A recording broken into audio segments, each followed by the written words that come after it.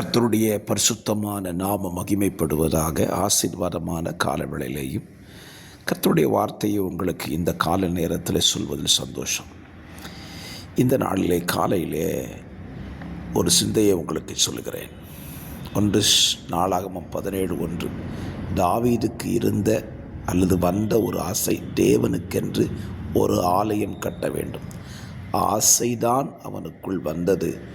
ஆனால் ஆசையை அல்லது வாஞ்சையை அறிந்த கர்த்தர் அவனுக்கென்று ஒரு வீட்டை கட்டி கொடுக்கிறேன் என்று வாக்கு கொடுத்தார்.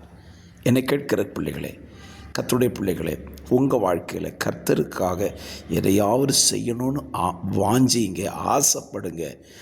அப்படி செய்யும்போது கர்த்தர் உங்களுக்கானவைகளை நிச்சயம் செய்து முடிப்பார். வாஞ்சிப்பீங்களா? கர்த்தர் உங்களுக்கான அதிசயங்களை இன்றைக்கு அவர் செய்வார். God bless you.